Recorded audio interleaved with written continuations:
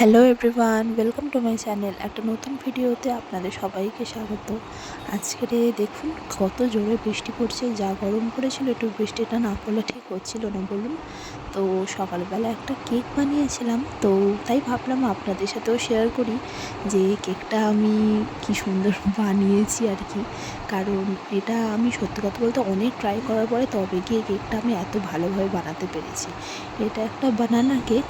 তো এটা আমি রেসিপিটা আমি ভিডিও করতে পারিনি, কিন্তু ঠিক আছে, যদি আপনাদেরও রেসিপিটা দরকার হয় আপনারা আমাকে কমেন্টে জানাতে পারেন। আমি তাহলে নেক্সট টাইম যখন বানাবো তখন এটার একটা রেসিপি বা এটা একটা ফুল ভিডিও আমি আপনাদের দেবো।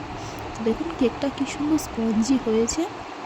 তো এই বৃষ্টির দিনে এরকম সুন্দর চা, তার সাথে একটু কেক খেলে ভালোই লাগে। আর এদিকে দেখুন ঝড়টা কীভাবে বেড়েছে, আর খুব বৃষ্টি হয়েছে। তো যাক, কী আর করা যাবে।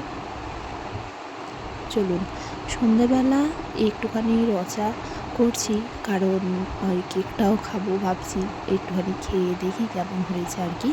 তো একটু রচা বসিয়ে দিয়েছি, আর এই বৃষ্টির সময় তো চা ভালোই লাগে। তো এখানে চা আর এদিকে কেক নিয়ে চলে এসেছি ঘরে। আর রাতের বেলা ডিনারে আছে আজকের তড়কা। তো তড়কাটা আমি বানাচ্ছি খুবই সিম্পলভাবে, শুধু এদিকে তেজপাতা, জিরে, শুকনো লঙ্কা ফোড়ন দেবো, আর একটু গোটা গরম মশলা, আর তার সাথে তো রোজের যে মশলা হয় তাই, আর আদা, রসুন, পেঁয়াজ, টমেটোকে ভালো করে পেস্ট করে নিয়েছি। ব্যাস, তারপরে কড়াতে একটুখানি তেল দিয়ে ফোড়নগুলো দিয়ে আর মশলাটা কষিয়ে নিয়ে কিন্তু তারপরে ওই যে তড়কার কড়াই আর আলু একসাথে দিয়েছি। আমি একটু আলু দিয়েছি কারণ একটু বেশি করে তরকারিটা হলে খুব ভালো হয়। রাতের ঘরের সিম্পল খাবার তো, আর একটুখানি ডিম ছাড়াই বানাচ্ছি। ডিম দিয়ে করলে কিন্তু আমি আলুটা অত ইউজ করি না। তো ব্যাস এইভাবে তরকাটা বানাবো, আর রাতে হবে রুটি। তো এই বৃষ্টির সময় রাত্রিবেলা তড়কা রুটি, এইটাই হচ্ছে খাওয়া দাওয়া। তো আসলে অনেক দিন ভিডিও আমি পোস্ট করতে পারিনি, একটু ব্যস্ত ছিলাম। তো এই ভিডিওটা আজকের পোস্ট করছি, আপনারা অবশ্যই দেখবেন। আর যদি এই রেসিপিটাও ভালো লাগে এটাও আমাকে কমেন্টে জানাতে পারেন।